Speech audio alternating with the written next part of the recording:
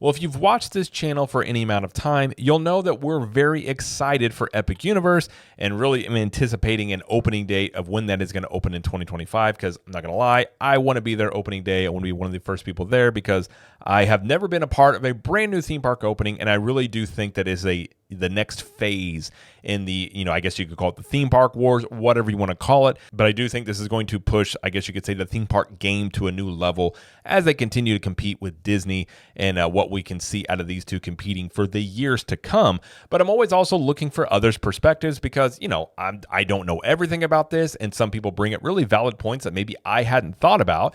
And I like to learn new things, but someone sent me this video and said I should check it out and do a reaction to it, which is by Great American Coasters, and it says, Epic Universe will destroy Disney. I'm curious as to what they have to say about it, because I always see these where in terms of like Epic Universe is, it's going to crush Disney, it's going to destroy.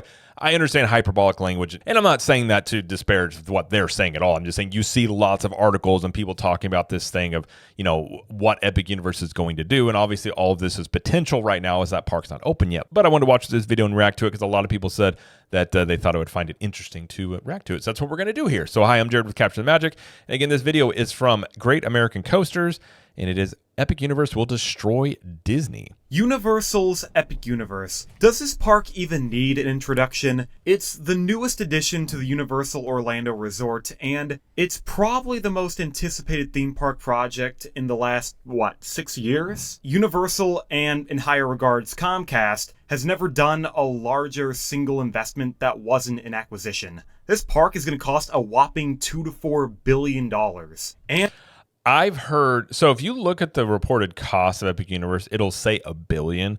But if you really look more than likely at the math on it, you're probably talking somewhere in the $5 to $6 billion range, if not more, for the park as a whole. So again, if you look it up, that's what it'll say. But again, if you look at the actual cost, I think Alicia Stella had talked about this as well, about the potential cost of it. So it is probably double what he's saying. But it is a good point, though, as well, that like Comcast bought Universal Studios 10 years ago. So this, for them, is a brand new part of this in terms of building a brand new park from scratch, as they have yet to do that. Now, they are building a kids park in other places, but in terms of like a major theme park in the Orlando area, something completely new here. And it definitely shows. 5 epic lands, a multitude of new hotels, and theming that honestly puts Disney to shame. And don't get me wrong, I love Disney World most of the time. Let's see here. The theme park's announcement of their Genie Plus system being replaced by 2 new systems starting next. Oh, he's talking about Genie Plus. Okay, yeah. And now Lightning Lane.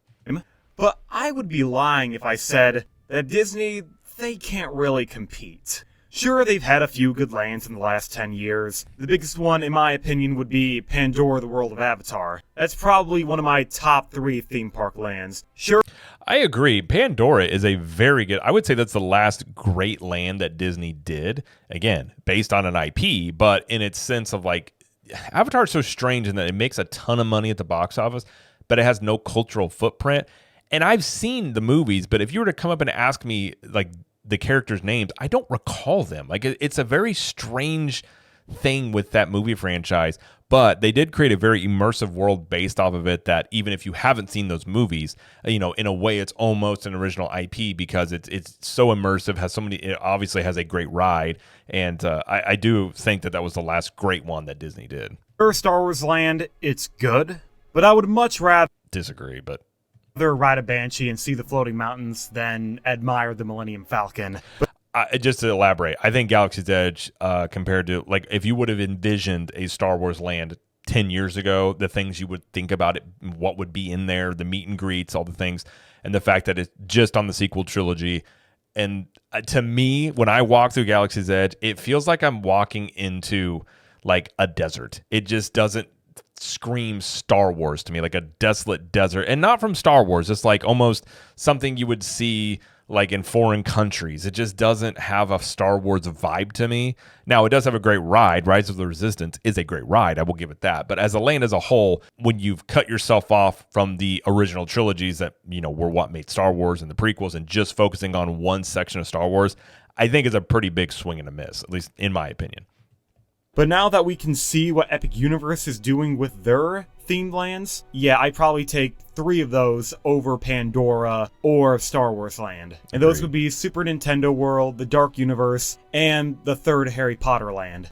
I understand that Celestial Park and How to Train Your Dragon look phenomenal. However, I'm not as excited for those lands compared to the other ones. How to Train Your Dragon, it's more geared towards kids, which there's nothing wrong with that. It's just not going to appeal to my demographic in particular, because I haven't watched the films, I have no nostalgia for it, and the rides that are featured in the land, they're on the tamer side. And if we... But I will say, I agree with him on some level, but I do think that Universal, yet again, bringing more things in for kids and families is a very, very good thing for them. I was talking to my brother the other day, and they're going to come down, and every couple of years we go to Disney and stuff, together with his family and our family.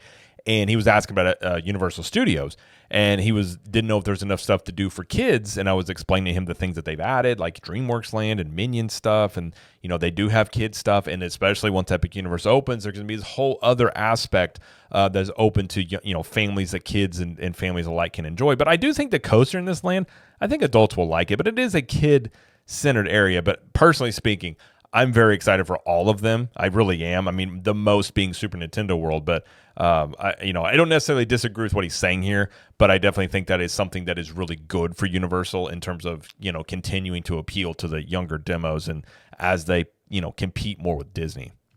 We look at Celestial Park, it's not bad in any way. However, it does exist as more as a hub to all the other universes, as opposed to its own distinct universe, if that makes any sense. But it doesn't really matter. It's got a fun roller coaster, so who really cares? But if I turn my attention back to the 3 distinct lands that's gonna make Epic Universe, I want to talk about my most anticipated land, which, it's a hard pick. Between Dark, Nintendo, and Harry Potter, they are going to be, each in their own way, the crown jewel of the park. But if I had to go with only one of them, it would be the Dark Universe. Even though I am beyond stoked for Nintendo and Harry Potter, I can't deny the fact that I already know what Universal can do with these properties. Some of you may already know, Nintendo World has already been a thing for about 3 years, since 2 lands already exist in Japan and Hollywood, and Harry Potter, that's been a thing since 2010 when they built Hogsmeade, then again in 2014 when they built Diagon Alley, and again in 2019 when they built Hagrid's. The point is, Harry Potter has also been around for a long time, so even though this may be a new take on the Harry Potter franchise, it's still more of the same.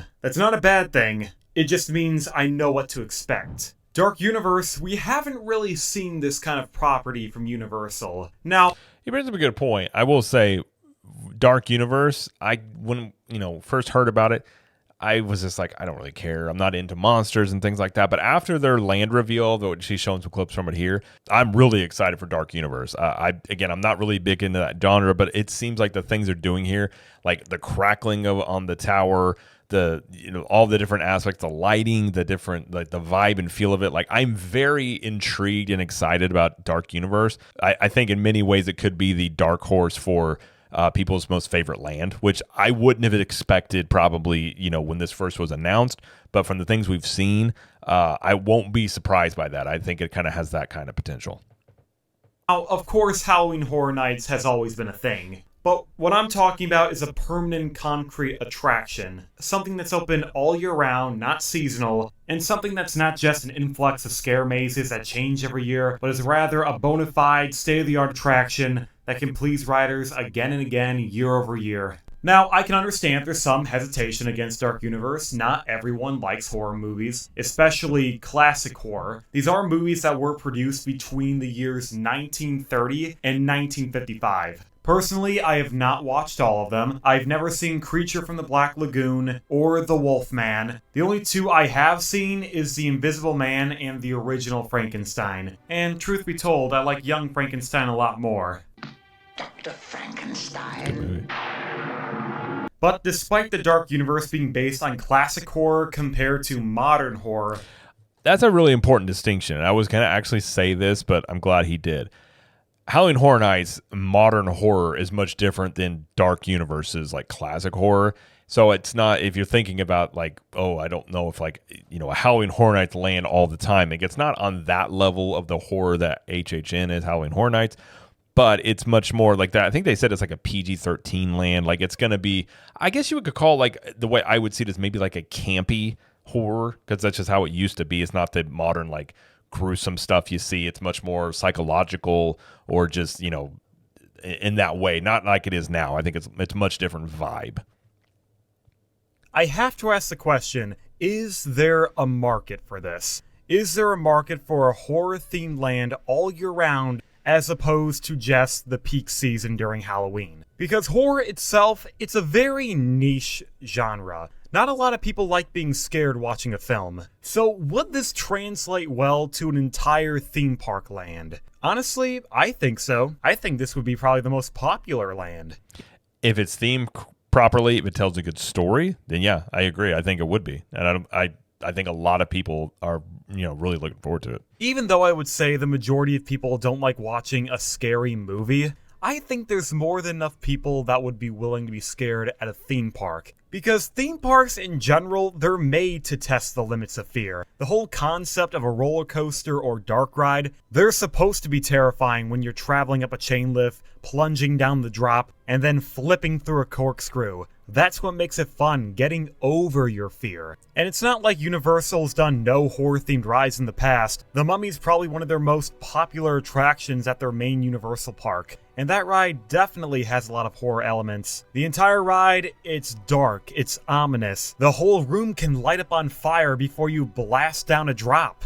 I can imagine that if you're young, that's probably gonna scare you. Not to mention their bigger attractions like Velocicoaster. That's not meant to be tamed by any means. As you go through the queue, it's trying to make you scared before the experience. You're witnessing the launch of the train as the raptors chase it. Then you see two raptor animatronics shaking in their cage, trying to escape. And before you hop on the train, the pre-show's telling you to go home, get out of here, this ain't gonna end well.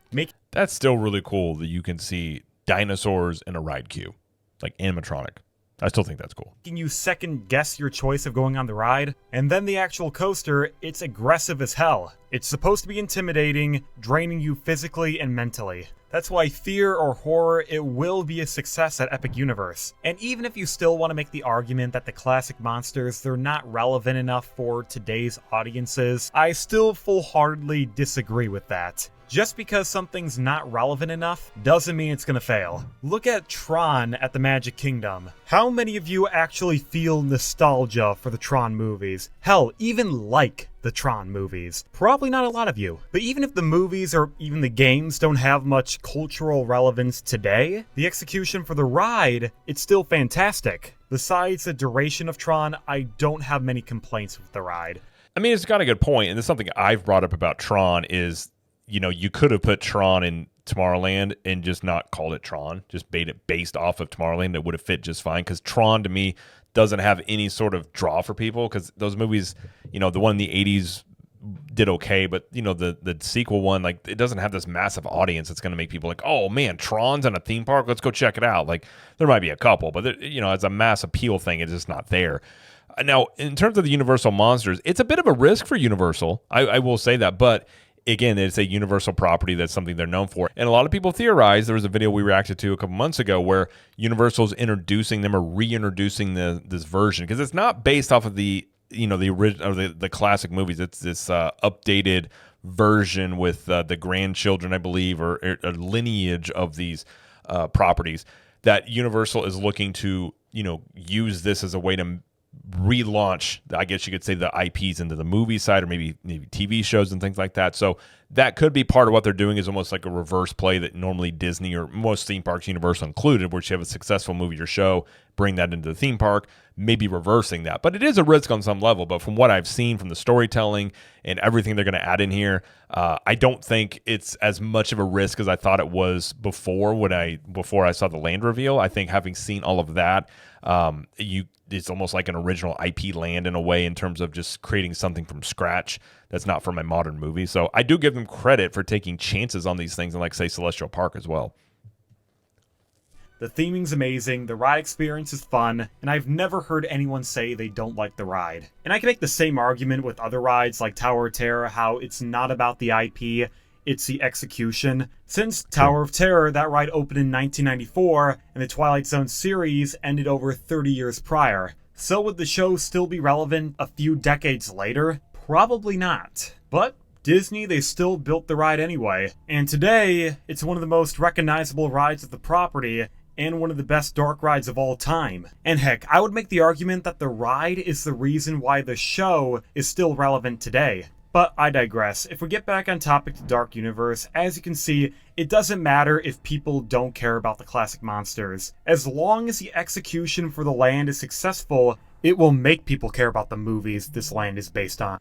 Burning Blade Tavern alone sounds like, it just sounds fantastic. It's going to have the windmill on fire even throughout the day, like in increments, and then we've seen this with like Diagon Alley. The whole idea of it, again, there's so many things in this land that I do agree I think are just so original, and it seems like it will be executed. We'll have to wait and see, of course, once the park opens, but it seems like it will be well executed, given Universal knows how to run theme parks. They're not brand new to, running and operating a theme park. And by just looking at the flyover of the area, it's definitely going to do that. The gothic feel and dark, sinister tone of the movies is eloquently blended in this land. Darkmoor has this small village feel that puts you in the setting of films like Frankenstein, especially with the kinetic energy of stuff like the burning windmill. That's something they didn't have to do, but they're going the extra mile and making you feel immersed in the movie. I think parks, they underestimate the kinetic feel of a land. It's great when you have moving elements and unexpected effects rather than just static buildings that sure may look great, but kind of just blend in the background instead of captivating your attention. It's a great point, and it's something you think about with Universal, like the Dragon and Diagon Alley, that I think it's every 10 minutes or every 15 minutes, they breathe fire. I think these are small things, and when people start talking about Disney versus Universal, that like Disney doesn't do things like that on that level, and like the Burning Blade Tavern with the windmill on fire. Like that is an extra step that is not an easy thing to execute, and I just don't feel like modern day Disney would do it, maybe because they don't feel like they need to, and Universal's trying to be much more like push the envelope and do much more, I guess you could say immersive type things. But it's the little things like that I really do think kind of go a little extra mile and adding a little excitement, like he was saying, kinetic energy in a land is something that I do think is overlooked many times and underestimated, but I do think it creates such a vibe and a feeling when you're in the lands that do this. But other than just the aesthetics of the land, they got two phenomenal looking attractions. One of them being the Curse of the Werewolf, which looks like a ride that's between Slinky Dog Dash and Guardians of the Galaxy. It's a spinning coaster that's not too intense and is mainly geared towards families, which, there's nothing wrong with that. Not every attraction in the land needs to be geared towards the intense thrill seeker, but thankfully, we still get that with their second attraction, Monsters Unchained. A ride where we have an idea what it's going to be like, but there's still some surprises that are pretty unknown. For instance, we do know this ride will utilize the Kuka arm technology that we've seen on rides like Forbidden Journey. However, it's been rumored there's going to be some enhancements to the ride system, such as some roller coaster elements to the Kuka arm. Instead of the arm just being on a 360 gimbal, the actual base will be connected to a track, giving a roller coaster feel with drops and maneuvers as opposed to just being pivoted up and down like a rag doll. I mean, that does change the vibe and feel of it for sure. Probably add a little bit more speed to the ride, I would assume, but I'm sure they go slower in things like that as well. But this would be a cool enhancement to technology we've already seen, but remember, it's just speculation. Something we do know about the attraction, however, is the use of practical effects and animatronics. Universal, in their promotional video, they really emphasize the use of animatronics and large set pieces to bring all these monsters to life. And you know what? That's a very reassuring statement for the ride, because I believe that the best way to bring this ride to life is the use of practical effects. Horror is a genre that is known for their practicality. Think of movies like Hellraiser, Saw, or The Thing, where they emphasize the gore and body morphing with real-life dummies and special effects, with a little use of CGI or computer After Effects. My main hope is at Universal they stay true to the formula of practicality for horror, as a way to make this ride feel more real than it actually is. But See, that right there is actually an animatronic. Like from what they've shown of the animatronics they're using in Epic Universe, it looks next level. So I definitely think a lot of people, the biggest complaint they'll have about Universal and many times with the rides is everything's screen based, which, you know, if you don't enjoy that, there is a lot of that in the existing parks. A lot of it is due to like space. They don't have the ton of space like say Disney does. But with Epic Universe, obviously they do because they're building this land from scratch. So everything I've heard about this ride, I'm sure there will be screen elements to it, but there is a whole lot of live action set pieces between animatronics and other elements of this ride that I do think will add a whole other level of immersion to it, especially like he was saying in the, you know, universe or the old school horror genre. Well, that being said, that is the Dark Universe, a land that I am really excited for, and I assume most of you are as well. But besides Dark Universe being an immersive theme park experience, I do think that one day the Dark Universe will be expanded upon. Remember, Universal, they had a focal point that this is more PG to PG-13. So they're trying to go for an older audience. Which, granted, that's nothing new for Universal. Appealing to older demographics is what differentiates them from their competitors like Disney, who are more for the common family, having rides that are not as extreme, per se, rather making sure that every member of the family can be included in the ride experience, as opposed to a select few who are taller or old enough. Yes, I know Disney, they have a few rides that are more intense, like Rock and Roller Coaster or Guardians of the Galaxy. However, they're not on the same caliber as Universal. Universal is the place you go to for more extreme thrills. But now that they're building a land that teeters on family-friendly and more mature, you can definitely see what kind of market Universal is targeting. A market where you don't just go to for your childhood, but into your teens and 20s. Even though, yes, Disney technically is for all ages, you can't deny the fact that its main market is children. Now, we have started to see the company... I don't know, he may get ready to say this, but I don't think necessarily that's the main focus today with Disney. I think historically that's true, but Disney has made a pretty big pivot toward going after the, like, what they call the, you know, the childless millennials or the Disney adults, or as they call them, dinks, dual income, no kids. I think they've made a pretty big, you know, I'm not going to say all their focus, but a pretty large amount of their focus is on that group of people. But I think historically that is accurate, but maybe not in modern Disney. Stray away from that image by investing in more high-class thrill rides. Once again, Guardians, Tron, great examples, but no matter what, it's still not going to be at the same level as Universal. Because Universal, they're not confined to a standard of a strictly younger crowd. They can branch out more and build rides that are catered towards older audiences. And I hope that Dark Universe, it will continue to perpetuate that. Convince Universal to continue embracing more ambitious lands that's beyond what you expect at a theme park. And hopefully influence their competitors to do the same. But will this actually happen? Well, we'll just have to wait and see. So I kind of feel like the video should have been titled like Dark Universe. He said Epic Universe. Like Dark Universe should destroy Disney because it's basically all about Dark Universe. But he brings up some good points, and something he said there toward the end about, you know, Universal being, I guess it would classify as being more free to do things versus Disney.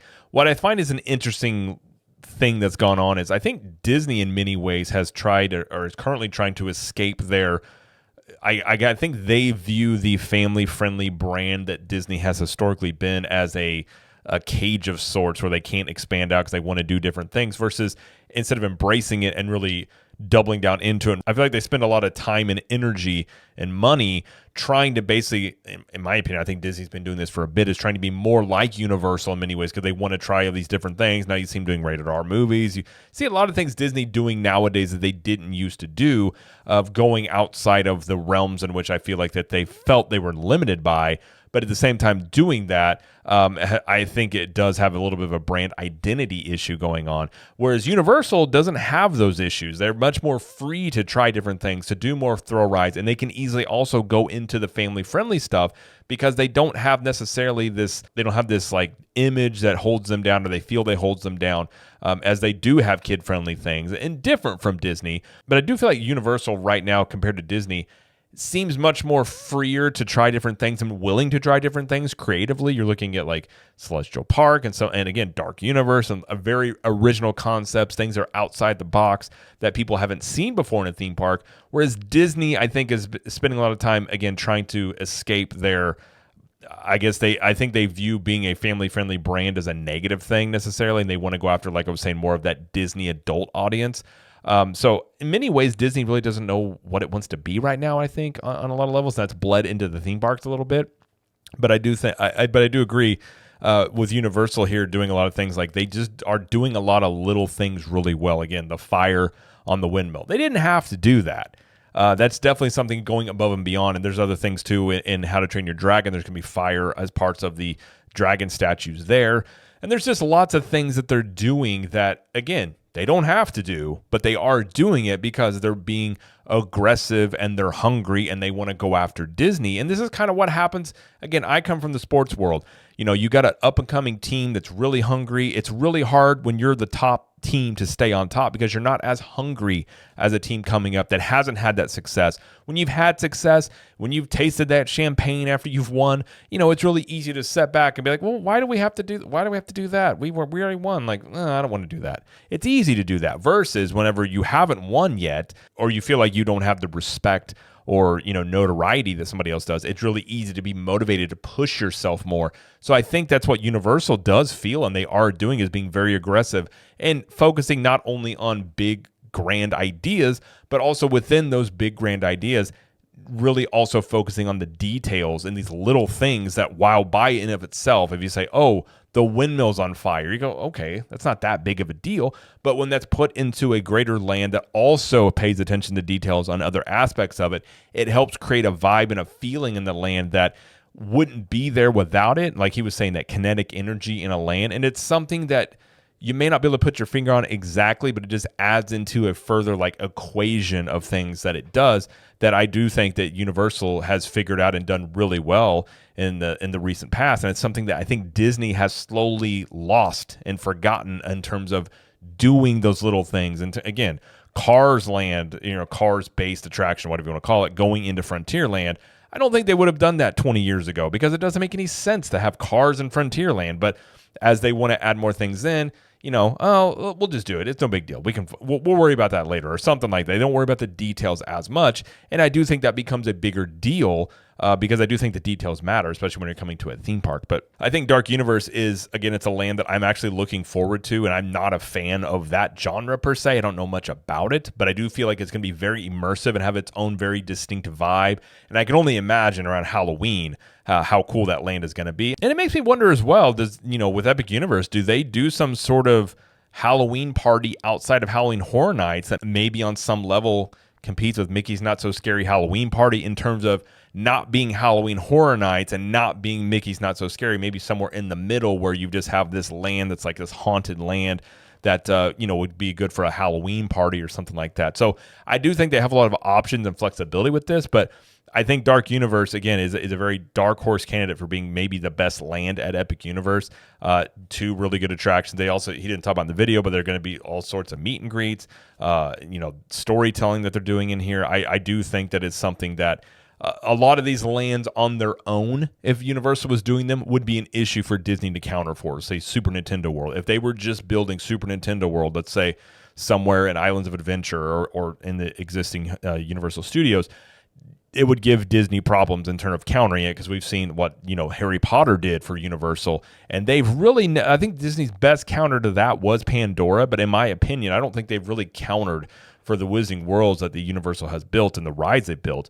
I think that, you know, Super Nintendo alone would be an issue for Disney to counter. I think Dark Universe may be one to counter. And I think what you're probably going to see as well with Disney doing Villains Land, you know, I'm not going to go into details, but someone has mentioned that is involved with imagining things at Disney, will just say that they are going to be going over to Dark Universe to take notes for Villain Land. You know that's going to be the case because, and I think Disney felt more comfortable doing Villains Land because of Universal developing Dark Universe. So yet again, I think you're seeing Disney countering and following suit, and where Universal, I think, has really been pushing and is going to continue to push the theme park market in this area. I think Disney is going to sort of just look at what they're doing and say, oh, we can do that too. So I do think that this lane has a lot of potential. And overall, you know what, I don't know if the title matches the video per se in terms of Epic Universe will destroy Disney, because I'm not going to make that claim that Epic Universe is going to destroy Disney, because I don't really like talking in hyperbolics. You know, because if you notice here on this channel, I might have some thumbnails or titles of videos that are asking a question that may seem a bit, you know, like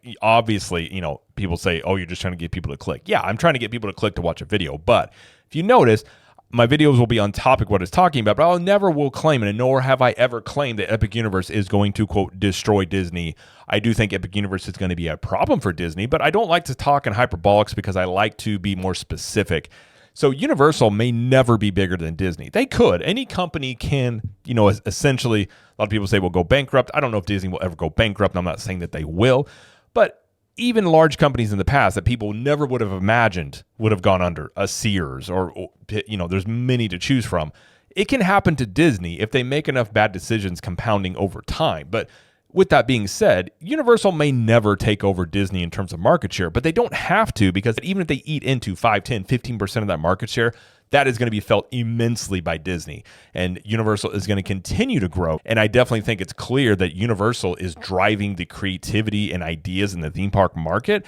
And again, I think they're going to continue to go, and I don't think Epic Universe is where Universal stops. I think that's basically the launching off point. They're going to add things into their existing parks as well. So in terms of the title with the video, I don't think it really matches, but what the content of the video of him talking about Dark Universe, I agree with. I think a lot of it is very exciting, and it's not the lane I'm looking the most forward to. That's still Super Nintendo World. Again, that's my childhood. That's my nostalgia, and I haven't been to the one out in Hollywood, so I'm really looking forward to checking it out. And then, you know, didn't even mention the Donkey Kong part of it also. So there's a lot of things to be excited for Epic Universe. This video, I thought it was a good video. He made some very good points. Again, I don't think I agree with the title necessarily in terms of matching the video, but again, it's a good video. So I will link it in the description. Go check it out. Again, it's Great American Coasters, and the title is Epic Universe Will Destroy Disney.